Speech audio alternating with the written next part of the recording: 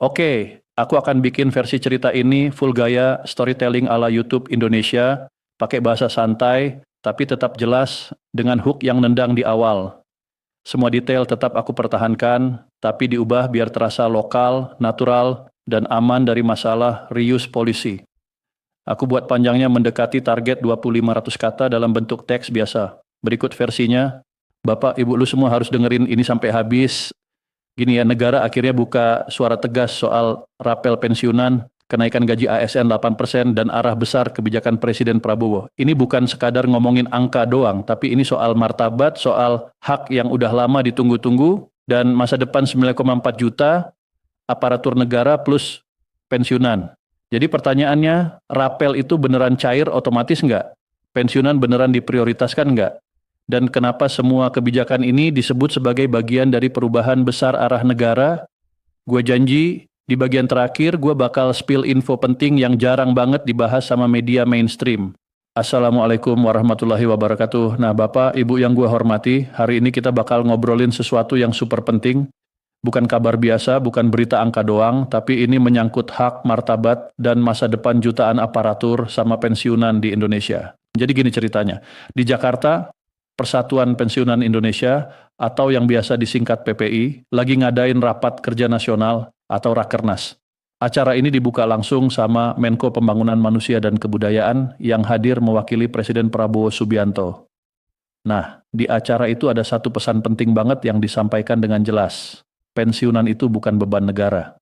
Dengerin baik-baik ya, pensiunan itu dianggap bagian dari kekuatan bangsa. Presiden lewat Menko PMK menegaskan kalau para pensiunan punya peran strategis dalam mendukung kemajuan bangsa. Jadi mereka bukan cuma mantan pegawai yang udah pensiun, tapi mereka itu sejarah hidup dari birokrasi, dari pelayanan publik, dari pengabdian panjang ke negara. Ini penting banget karena seringkali pensiunan dianggap cuma udah selesai urusan, padahal faktanya mereka bagian penting dari fondasi bangsa. Sekarang soal angka. Kenaikan gaji ASN diumumin sebesar 8%, tapi ada catatan nih dari Komisi 11 DPR, menurut mereka angka itu belum sepenuhnya sejalan sama inflasi rata-rata 10 tahun terakhir yang sekitar 4% per tahun. Kalau dipikir-pikir, artinya selama satu dekade ini, daya beli ASN relatif tergerus. Jadi kenaikan 8% ini dianggap sebagai langkah awal, bukan langkah akhir.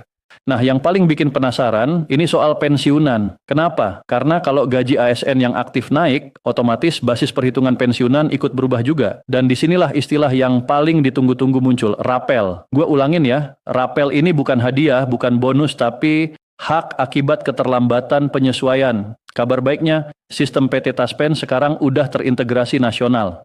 Artinya pencairan rapel dilakukan otomatis tanpa perlu pengajuan ulang, nggak perlu antre, nggak perlu isi formulir baru, nggak perlu biaya administrasi tambahan. Selama data valid dan otentikasi udah dilakukan, dana bakal langsung masuk ke rekening penerima. Tapi ada yang harus diperhatiin nih, otentikasi atau verifikasi berkala itu bukan formalitas doang. Ini buat memastikan penerima masih hidup dan berhak menerima.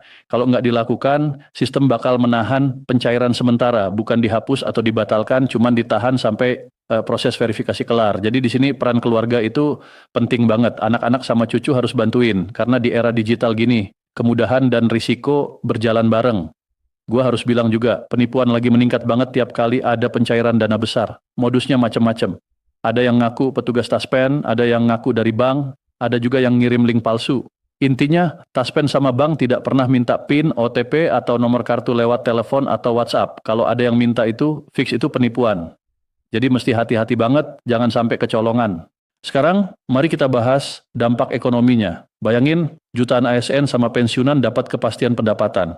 Apa yang terjadi? Mereka belanja, bayar listrik, beli obat, perbaiki rumah, uang itu berputar di warung, di pasar, di bengkel, di UMKM. Inilah yang disebut penggerak ekonomi domestik. Jadi kebijakan kesejahteraan aparatur bukan sekadar beban APBN, tapi jadi stimulus ekonomi nyata di level bawah. Tapi Presiden juga ngasih penekanan penting. Pembangunan itu nggak cukup cuman ngejar grafik pertumbuhan.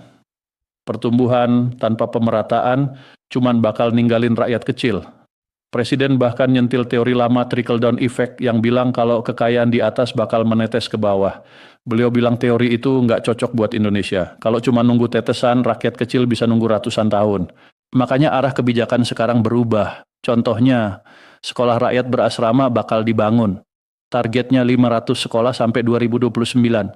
Setiap sekolah bisa nampung sekitar 1.000 siswa. Artinya setengah juta anak dari keluarga kurang mampu punya potensi dapat pendidikan yang layak. Di sektor pangan, Indonesia diumumkan bakal mencapai swasembada beras pada akhir 2025, cadangan tertinggi sepanjang sejarah. Tapi Presiden bilang swasembada itu bukan akhir, tapi awal dari tanggung jawab besar. Target berikutnya, jagung dan komoditas strategis lain. Program gizi gratis juga udah menjangkau 58 juta penerima manfaat, anak sekolah, ibu hamil, lansia. Semua ini nunjukin satu benang merah, negara hadir dari awal kehidupan sampai akhir pengabdian. Anak miskin dapat akses, ASN dapat kepastian, pensiunan dapat penghormatan. Jadi rapel dan kenaikan gaji bukan kebijakan berdiri sendiri, tapi bagian dari arah besar negara. Nah, pertanyaan berikutnya, apa yang harus dilakukan pensiunan saat dana cair? Pertama, prioritaskan kesehatan, rajin cek rutin, obat-obatan teratur. Kedua, kebutuhan pokok rumah tangga. Ketiga, tabungan darurat minimal 3 bulan. Keempat, kalau masih ada sisa, baru pertimbangin usaha kecil yang realistis. Jangan gampang tergoda investasi cepat kaya atau iming-iming keuntungan instan. Uang rapel seharusnya bikin hidup lebih tenang, bukan bikin masalah baru. Ada kabar lagi nih soal usulan kenaikan usia pensiun ASN. Eselon atas bisa sampai 65 tahun, fungsional utama sampai 70 tahun. Alasannya simpel, harapan hidup meningkat, pengalaman masih dibutuhkan. Ini nunjukin negara pengen birokrasi berbasis keahlian, bukan cuma jabatan.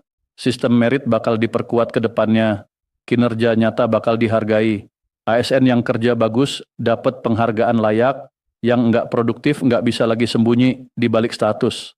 Semua ini butuh keberanian politik, keberanian ninggalin cara lama, dan keberanian alokasikan anggaran langsung ke rakyat. Tentu nggak semua sempurna. Birokrasi bisa lambat, sistem bisa salah. Tapi arah kebijakan ini nunjukin satu hal, negara nggak pengen ninggalin pensiunan dalam ketidakpastian. Pesan moral Presiden juga jelas banget.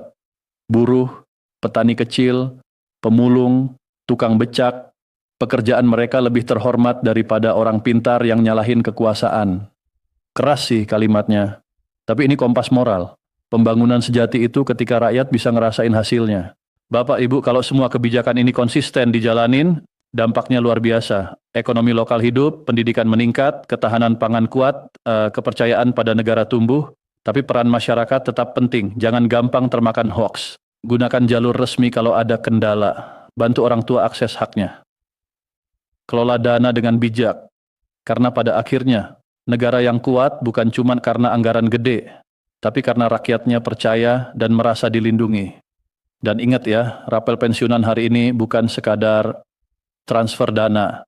Ini simbol bahwa pengabdian nggak dilupain. Semoga Allah merahmati dan melindungi kita semua. Wassalamualaikum warahmatullahi wabarakatuh. Jadi Bapak, Ibu sekali lagi jangan sampai kelewatan. Negara akhirnya ngomong tegas soal rapel pensiunan, kenaikan gaji ASN 8%, dan arah besar kebijakan Presiden Prabowo. Ini soal martabat, hak yang lama ditunggu, dan masa depan jutaan aparatur plus pensiunan. Apakah rapel cair otomatis? Apakah pensiunan benar-benar diprioritaskan? Kenapa ini disebut bagian perubahan besar arah negara? Simak sampai habis karena ada pesan besar di bagian akhir yang jarang banget media bahas.